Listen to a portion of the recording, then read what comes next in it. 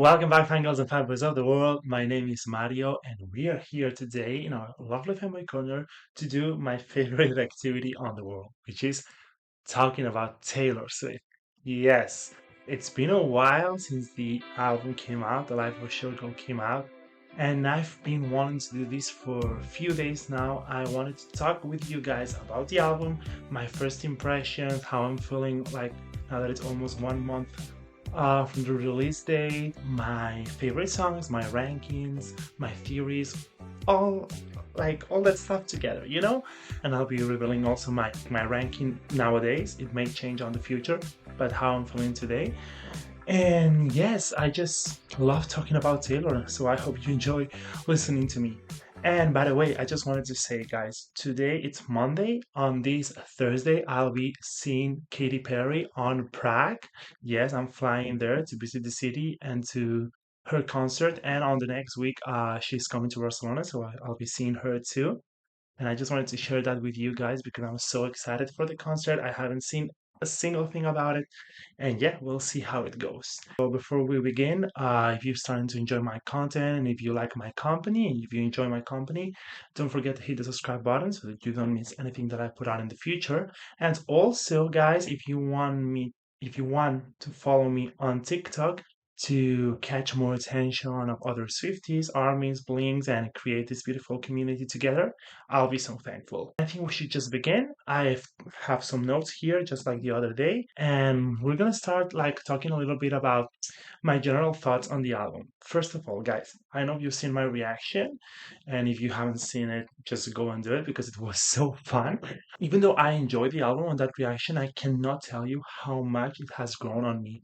Like, I've got this album literally in loop. I haven't been listening to any other stuff besides the album. Like, of course, I have listened to other things, but you know what I mean. Like, it's been on my brain. I just know the lyrics without looking at them. They got into my brain, you know what I mean?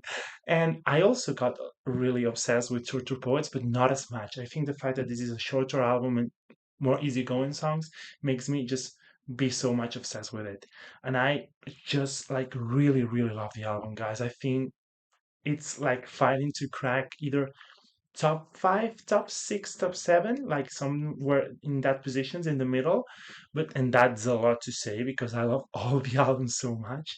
But yeah, it's so so great. And I think that at the end of the day, Taylor music Taylor music takes time. You cannot just listen to the album like the first time, even if you're a fan, but even more if you're not a fan, and just be like, okay, I just love it already. Maybe you do, but I think you need to grasp how she's saying things, what she's saying, the production, the melodies. There's a lot to it, the bridge, the verses, the chorus.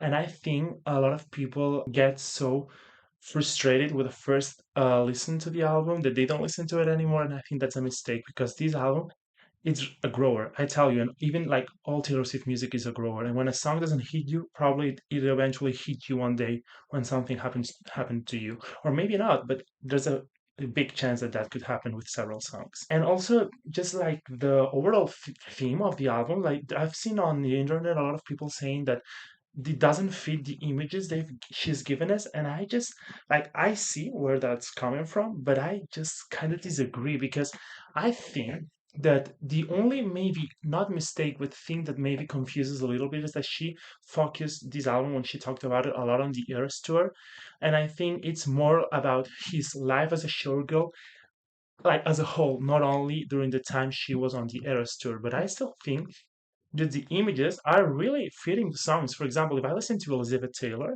cover where she's like this, green, it comes to my mind. If I listen to The Life of a Showgirl, the one with all the girls, comes to my mind.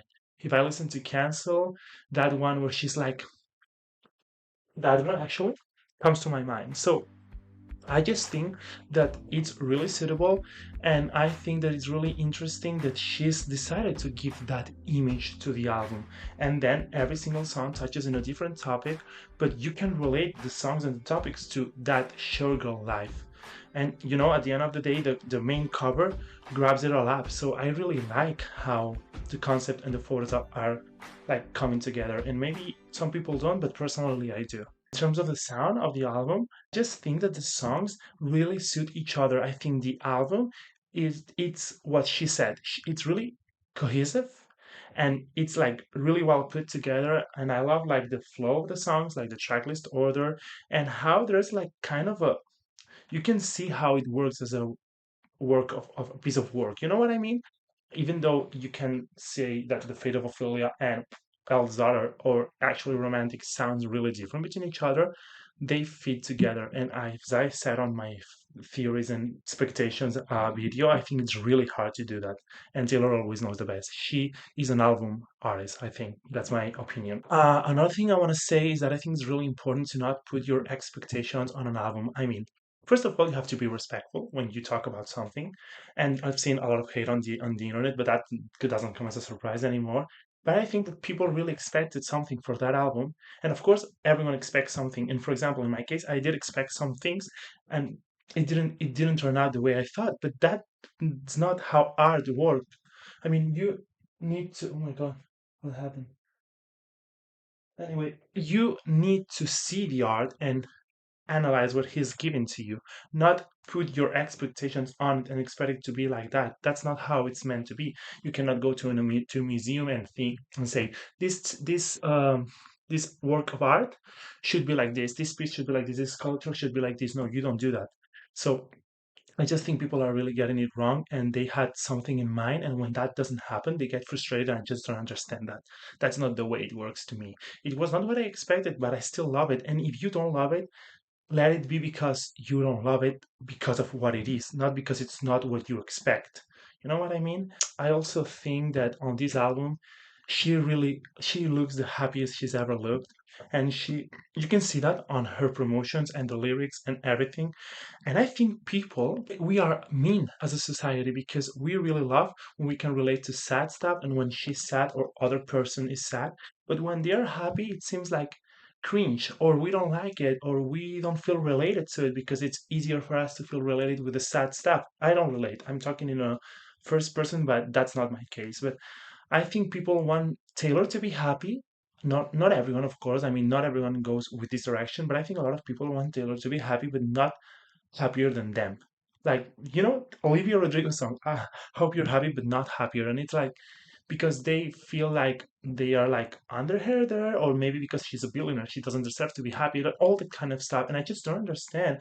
I mean, why everything has to be really profound and sad and that kind of vibe. This album is really great for what it is and for the purpose of the album. I just feel like it's so cool. I really, really enjoy it, and I feel happy that she is happy. That's the most important thing to me. Even if I didn't like the album, if she's happy and if she wanted to do that, I respect that. As a fan and just as a person who listens to her music. And also, let's talk about the fact that she has to be also really happy with the rollout of the album because, oh my God, all the records she has broken once again. I mean, people hate on her, but everyone talks about her. That's the thing. The world is connected when Taylor releases music. And what do you mean, those numbers, the streams? Again, the Billboard, as I said, that happened again on the second week. I think now it's about to be like the third week has to be like released today. It's a lot. It's a lot, and I'm really happy that people who are not Swifties are actually loving the album more. And I love that everyone loves the single, "The Pit of Ophelia." It's a hit, and we will talk about the song, but oh my God, so good. That there's a lot to unpack to unpack on this album. It's not as easy as it seems. There's a lot of lyrics that are really profound, and I think we could do that in another video, guys, if you want, because I don't want to get really on the depths of the meanings of the songs yet, because it's too soon, and also because it would be a really long video. But we can do that because even though it's glittery and it's happy, are you actually listening to what she's saying? Because I think a lot of people are not listening to the lyrics. That's what I think. I just have one thing I didn't like. Not that I didn't, it just seemed weird to me. All that AI thing that happened with those videos for the release of the music video, first of all, I don't understand why that was necessary. And I think also the AI thing is a little bit controversial, and I just don't want to get into it, but I found it a real bit weird. And I could not defend her when people were criticizing that. That's my take on that. Guys, we have an Eras Tour movie coming. Like, what? What? What do you mean? I feel like I've been dreaming about that for too much time to the point where I didn't think it was going to happen. The documental and also the Torture Poets set on the movie. I mean, it's just what I needed, what every Swiftie needed, and I think it's going to relieve a little bit the not only like the tour and the everything behind it and how incredible that tour was, but just her music and people like wanted to see that just because it was a cultural event. It was really significant. I will try to find a way to react to it. Maybe I won't be able to do it on YouTube and I have to find other ways, and also because I think you cannot screen record Disney. But if you guys know any way to do it, I'm just kind of new on that stuff, but I will search it up and try to react with you and find a way to do it. We should just go for it. Let's just go for the ranking of the album. So I'm just gonna go from track 1 to track 12, and I'm gonna tell you where are put on which positions are they in. Okay, so track 1, The Fate of Ophelia. 100 on the land, the sea, the sky. Pledge allegiance to your hands, your team, your vibes. Care where the hell you've been.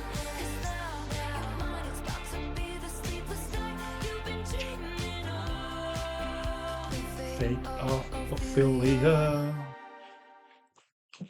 God damn it, so good.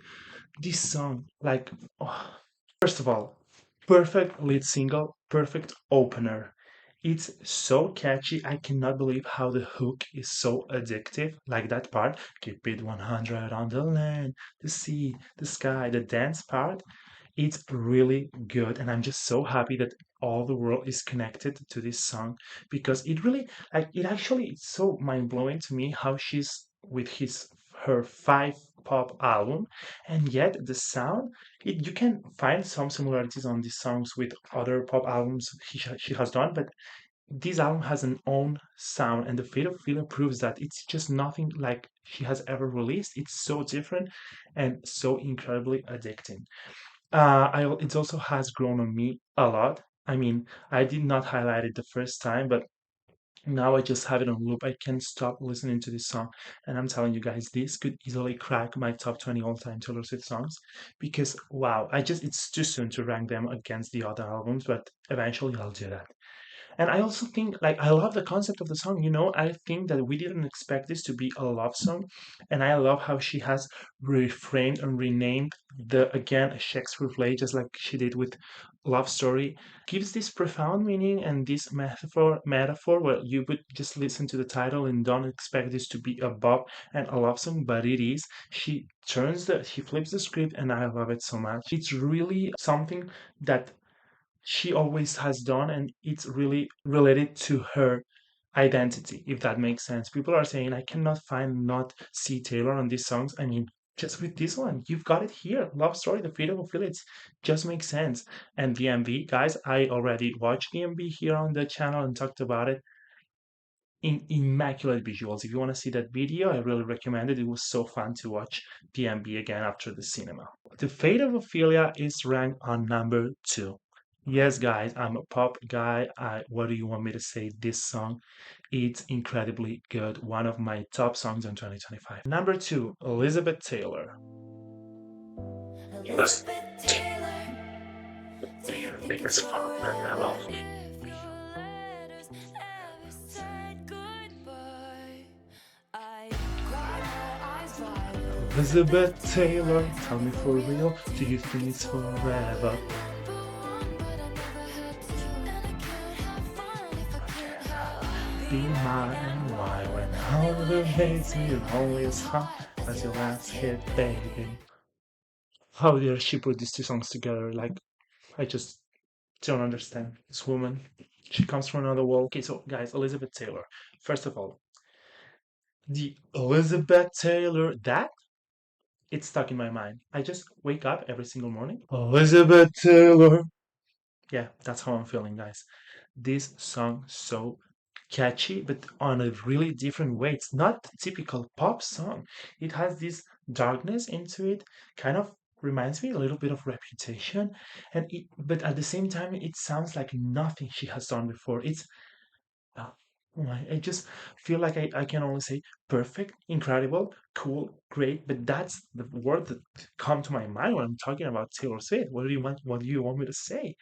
And yes, I have to say I'm a little bit confused with the concept, yet I still have to unpack this song a lot. This and Eldest Daughter are the ones that are the most hard to me to understand. But yeah, she is like again putting this song to the love part. She is comparing a little bit Elizabeth Taylor's life and this metaphor, and she's talking through the lens of this like character and asking this is this going to be forever? I mean, I have the fame, I have everything, but I've been number one, but I never had two. I've never had someone that would get me and understand me, and now that I do, is this going to be forever? And I think there's a lot of like references to Elizabeth Taylor. I think like the diamonds, all my white diamonds was like a perfume of of Elizabeth Taylor. I don't know. Again, this is so Taylor Swift. I don't know what people are complaining about. This is her essence, doing a song with a concept that you wouldn't expect, using a all character, a woman that she's related to. And I know I talk about a lot of the industry stuff, what I felt she was going to touch more, and she hasn't, but I still appreciate this song for what it is. And I really love how she sets the tone on the first part of the song with Portofino and the Plaza Atene. I just love it so much, and it's really, again, it's really catchy, but not in a conventional way. That's what I love about this song. I ranked this song on number 5. Yes, guys, this is one of my favorite on the albums, on the album, and I think it's a grower too. And I feel like people are really divided with this song. They either love it so much or hate it so much. I mean, if you don't like it, it's okay. But personally, I do. I love it so much, and I listen to it a lot. Polite. Lover's Bells. My brother used to call it. Getting out of the track is never gonna last.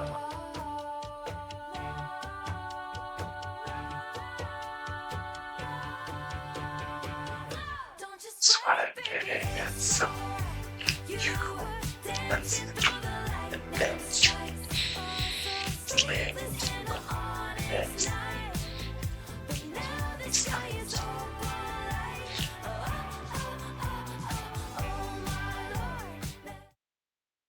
I think I'm gonna cry already. My God, guys. I just knew it.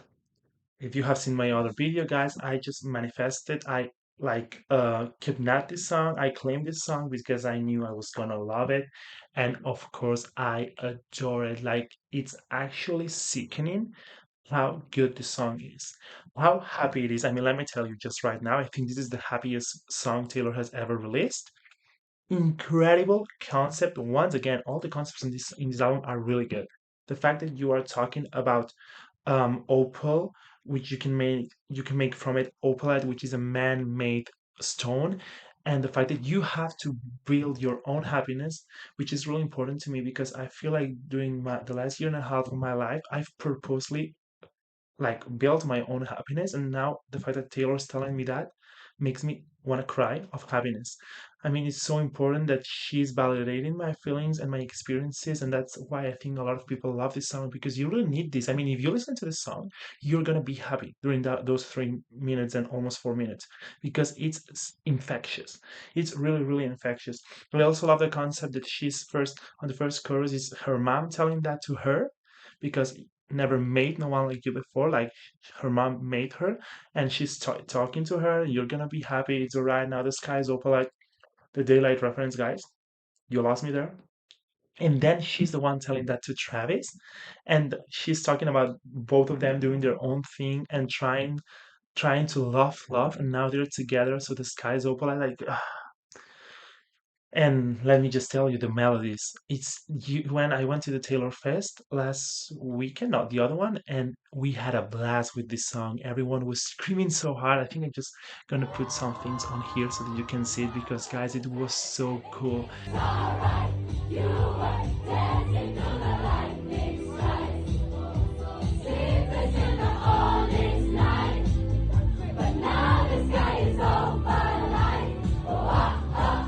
And if you haven't like already realized it, Oh Polite is my number one. Of course it is. And let me tell you, I think this is gonna be top 10 Taylor Swift songs of all time. When I do it, I'll let you know. I will do it with you. But I just loved it. And everyone loves it. And guys love it a lot. Travis and my parents, like my dad, my stepdad, Taylor's dad. I mean, I don't know why, but men have taste, I guess, with this song. Next one, Father Figure. I'll be your father figure. I drink that brown liquor. I can't make deals with the devil because my dick's bigger.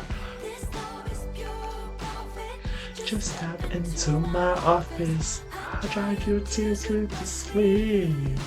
Live it with me. I protect the family. I protect the family. The melodies on this album are are too much to me. I just I think I'm gonna listen to this album for the rest of my life every single day. That's what I'm gonna do. Okay, guys, so Father Figure.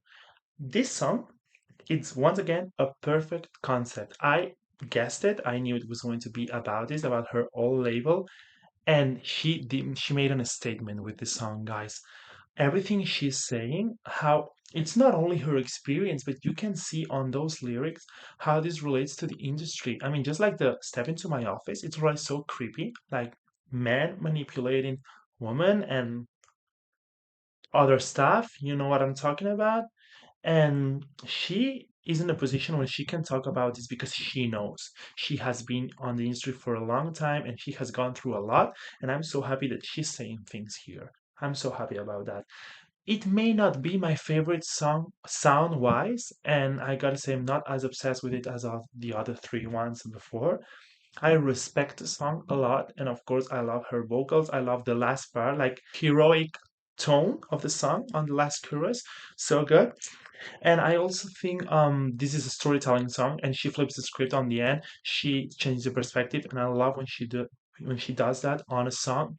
And also like all the references, for example, the what I've just done, like I dry your tears with the sleeves, tears, my tears ricochet, which is about losing her masters. You know that just overall theme of losing her masters, incredible. And when she says this empire belongs to me, clock it, girl, clock it. Nothing else to say. But sadly, this song, don't get mad at me, it's on my number 12. But let me tell you guys, I love this album so much. And even the last one, it's a song that I really like. I enjoy listening to this song a lot. Maybe it will hit harder on the future, but it's just about because I'm more of a melody production guy than lyrics. So even though this one is one of the best ones on the album lyrically, I still need the song to grab me more because of the sound. And even though I like the sound, I found it more plain, so that's why it's on my number 12. But who knows what will happen with the song in the future. Eldest Daughter, track 5. We lie back, a beautiful, beautiful time lapse. Ferris wheels, kisses, and lilacs, and things I said were dumb. Is I thought that I'd never find that beautiful, beautiful life that shimmers that innocent light back, Like when we were young. Taylor, I mean, I just play the bridge because it gets me so emotional. You saw that on my reaction, guys. This song was too much to handle for me, and I still love it so much. I highlight it as one of my favorites. Now I fathom other ones, and maybe it's not as high as you would expect, but so good.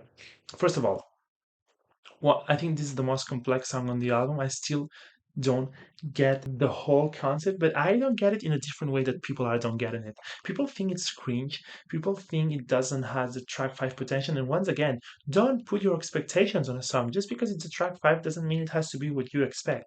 And let me tell you, that bridge is like just that bridge alone, it's almost like the continuation of You're on Your Own Kid.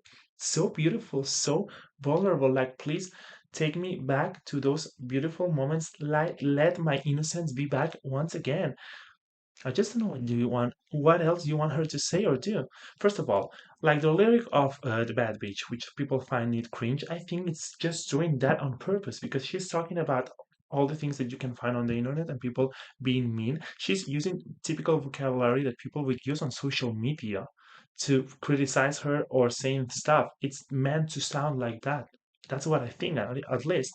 And also, I think like the concept, it's more like what things you experience as an eldest daughter because you have to deal with a lot of stuff. And I think eldest daughter get it because I've talked with my friends and they just click with the song.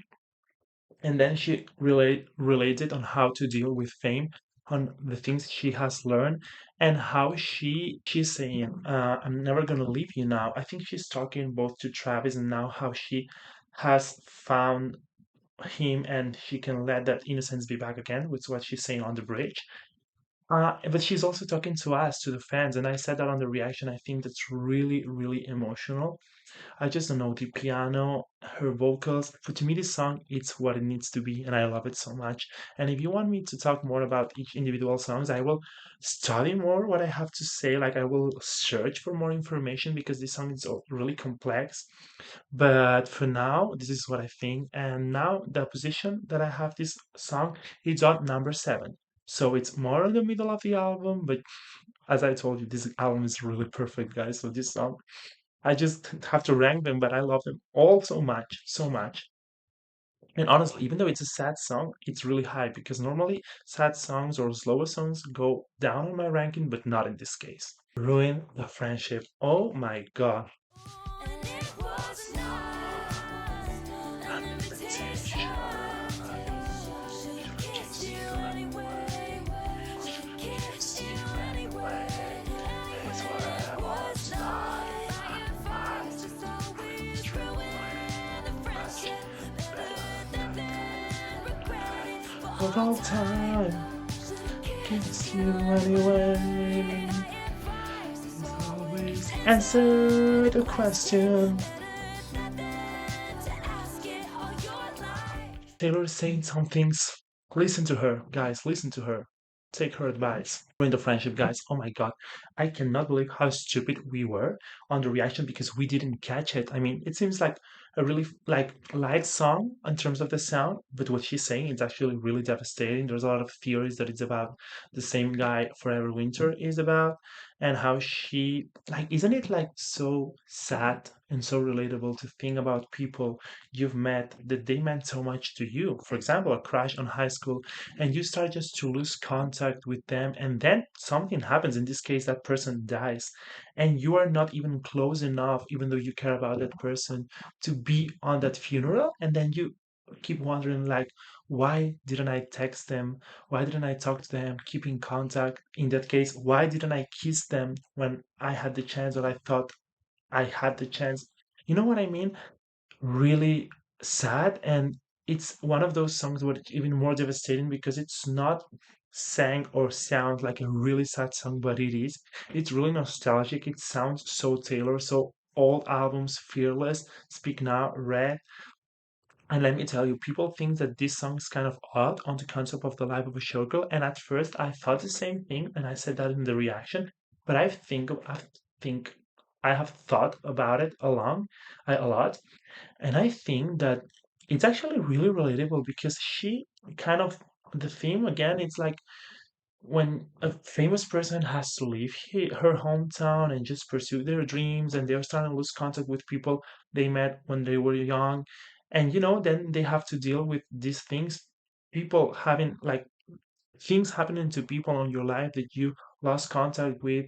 That kind of even Dorothea vibe to it, where the girl leaves to another place. I know she's not saying that, but that's the vibe I'm getting, and I think if this happened, if this is not about the Forever Winter guy, and this is something that happened last year, she could have just relived all those thoughts or something may have triggered this. So I think it's really fitting with the life, not the album Life of Sugar, but the meaning of the sentence of to a life of a person who is a sugar, if that makes sense. I've put it on number 9.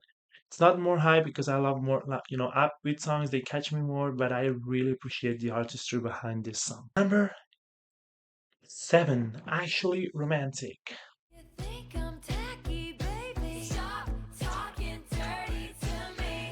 It sounded nasty, but it feels like you're flirting with me. I Instead, I don't provoke it. It's kinda making me wet. 'Cause it's actually sweet. All the time you've spent on me, it's honestly lovely. All the effort you put in, it's actually romance. This is probably one of the best diss tracks I've ever heard in my entire life. I mean, I'm still so gagged about it. I freaked out with all the things she's saying, and I just don't want to get on who it's about. I really think that if Taylor does this, is because some things are going on, and we don't know about it. And it's just not about the other person's song. I mean, we just don't know. And of course, there's always two sides on a story, but I think that she's saying things because these things have happened, and I think she's allowed to do it. She's yeah. People say no, she's a grown woman. Why is she saying this? Because it's her life, it's her decision, and she can do whatever the hell she wants. And everyone on this industry does diss tracks, and let me tell you, not as classy as this one. So let's just let her answer if she thinks she has to.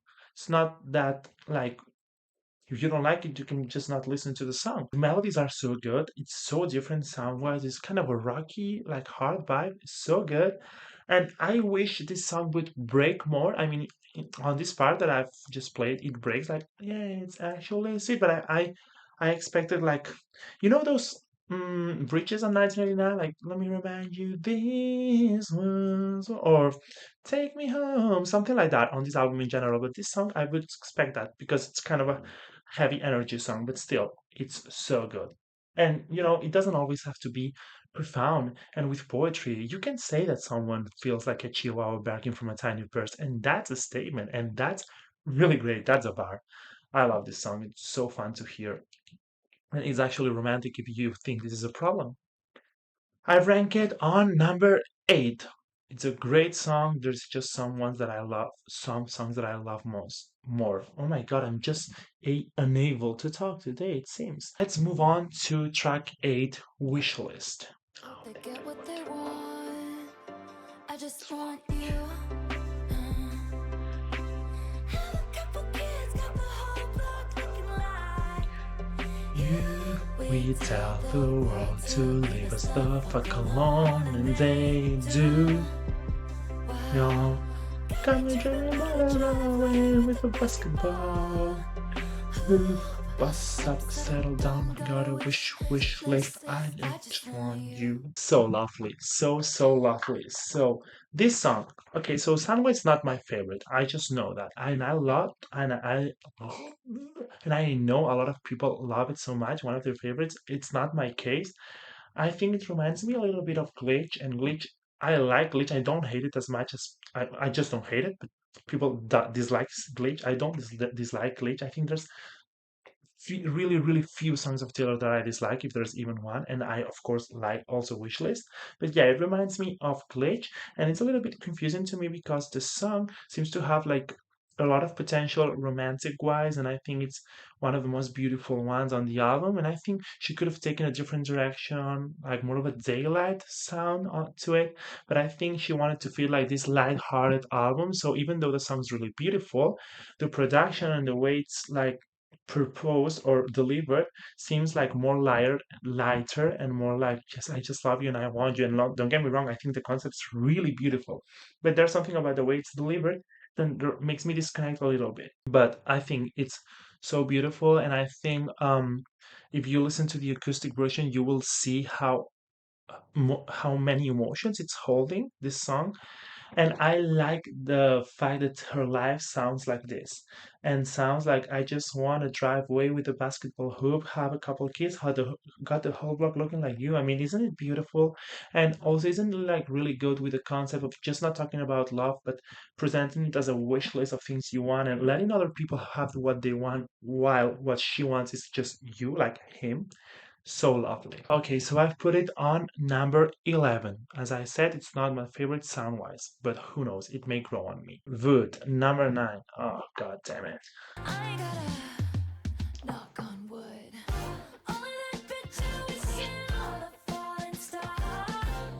Never did me any girl. I ain't got to knock on the You and me forever dancing in the dark. Over me, it's understood. I ain't got to come. Forgive me, it sounds cocky. Hypnotize me and open my eyes. Redwood tree, it ain't hard to see. His love was the key that opened my thighs. Oh my god, such a Bob. I want Bobs, and she has delivered the Fatal Filia, Opalite, Wood, 3 Bobs. I have enough. I mean, you can give me a whole album of Bobs, but I will accept this. I really like this song. So funny, once again, so catchy. And there's something about shorter songs when she does things that just make my mind go mad. Just like Now That We Don't Talk, one of my favorite ball tracks. And also just well, of course, the concept. I mean, super funny. And people saying, "Oh my God, how can a 36-year-old woman be talking about a dick?" Literally, well, because she wants to, because she's in love, because sex is also part of our lives and is a really important thing. And what everything has to be, once again, poetry. If she wants to say that her boyfriend has a redwood tree, let her do that. I mean, and if you can relate, I'm sorry, not everyone can have that. And I just think that's really also interesting because it's a double meaning, of course, no? So wood means knock on wood, like all the superstition part. But then she goes on the chorus and on the post-chorus she sings about the other stuff. Once again, I love when Taylor uses these like different concepts. It makes the song feel full and more interesting to hear. And just like the I Want You Back interpolation or whatever that is makes it sound so 80s. It's so good. I put it on number 6. Yes, it's on the first part of the album because this type of song is my type of song. It's my favorite type of song. Like a bop, funny, lighter, and talking about that. I mean, it's just what's a man gonna do about it? Let's move on. Cancel. Something Weak. wicked this This way way. comes. Good thing I like my friends It's cancel. cancel. I like And fuck concocting the bullshit coaching. and it's It's scandal. scandal. Like Like my my whiskey whiskey sour sour and and poison poison fairy very flowers. flowers. Welcome to my underworld where What it is gets gets quite quite dark. dark. At At least least you you know know exactly exactly who who your your friends friends are. are. They're They're the the ones ones with with matching matching scars. scars. This song blows my mind. Blows my mind. I mean, the way it could be a Reputation ball track, the Reputation song on this song, it's just the Who's Afraid of Little of Me of the album. It's track 10. It's so goddamn good. Like this song, first of all, the first thing that comes to my mind, she makes me think that may she still be friends with Blake? I would love her for that. I mean, I hope they are. I hope she's good with her because she was one of her best friends. And I really think that she has tapped onto the cancel thing a lot during her career, and this is something she can only say now. The fact that she's learned a lot about it, she's learned that sometimes you can not even like avoid being canceled and that she's not gonna judge other people or her friends because of what people say about them or media says about them. She's gonna do it based on how they treat her and how they are with her. I think it's really important to know that and to separate fame and all that stuff of the real people that you know and the experience you have with them. I really, really like the concept. It's so dark, so again, it's kind of the same thing with Elizabeth Taylor. I found this song very catchy, but just in a very different way.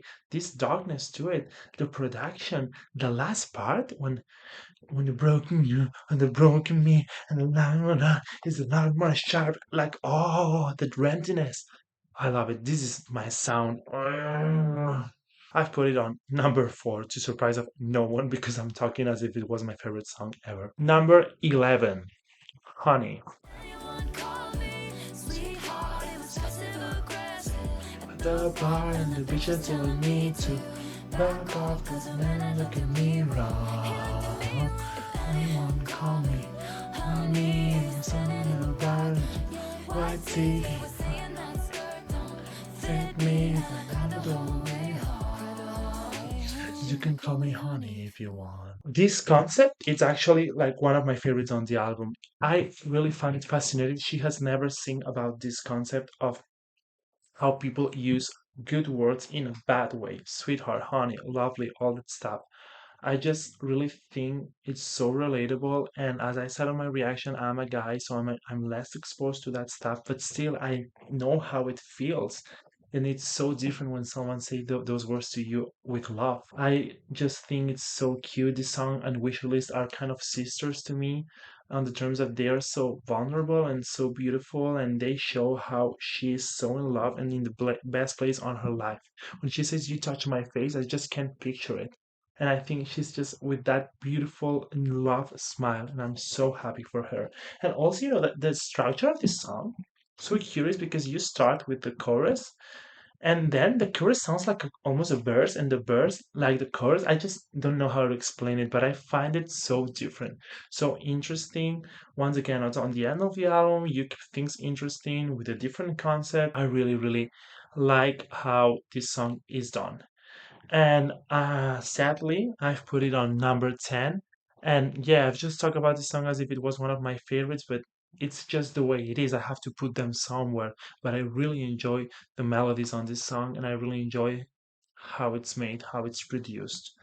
That's why I think I like it a little bit more than Wishlist, because the production fits to me more the concept. And last but not least, of course, not least, because you already know the position of this song, The Life of a Showgirl featuring Sabrina Carpenter, my dear Sabrina. you for the lovely bouquet. I'm Married married to to the the hustle, hustle, and and now now I I know know the the life life of of a a showgirl, showgirl, babe. babe. And I'll And I'll never never know know no no. Hey, waiting hidden by by the the loose lipstick and candles, lace. secrets Secrets are are forever, forever, and and now now I know the I life of a wish showgirl, babe. wouldn't Wouldn't have have you you any any other other way. way. I have a lot of things to say about this song. Okay, so you guys know position number 3. Let me tell you why. First of all, my reaction doesn't align with how I feel about this song now by any means. I Something happened to me on the cinema that day. I started crying when I watched the lyric video and I watched Sabrina on the stage and I heard the Eras Tour on the end. It got me in my feelings, reminded me of the Eras Tour, and I just started to understand the importance of this song and why is the title track, why is the last track. First of all, it's if you think about it, it's the long live of the album. Long live was about the Fearless Tour, which happened before Speak Now, and this is the same thing with the Eras Tour that happened before the life of a showgirl. It's just that comparison kills me. And also how she is comparing, like she's first this character who talks to a showgirl. That showgirl is honest and she tells how things are, and the fact that the collab is with Sabrina makes this like comparison, like Sabrina could be that young girl talking to Taylor and Taylor saying those things to her, how both of them have learned how to navigate on the industry, how well their voice sound together, and how it makes sense how the collab is done. First a verse of Taylor, a burst of Sabrina, then the bridge, kind of the Florida thing, and the ending with the Earth sound. This song's a lot, and it just so special, so nostalgic. All the claps behind it and their voices, like Sabrina on on this song, incredible vocals, incredible like vibe, how she pronounces things, how she says it. I'm in love. I'm in love with the song so much, guys. That's why it's on number 3. And well, that's it. It was a huge rant. I'm so sorry for that. But I had a lot of things to say. I just wish that I could talk more. I just don't want to make this video longer than it is. So, guys, let me know your rankings, your thoughts about the album. If you agree or disagree with me, this may change. And also let me know if you want me to do more content about the life of a showgirl and just re-rank all the Taylor songs with the album. And yeah, thank you so much for listening to me talking a lot. And we will see each other soon to keep fanboying and fangirling. Adios.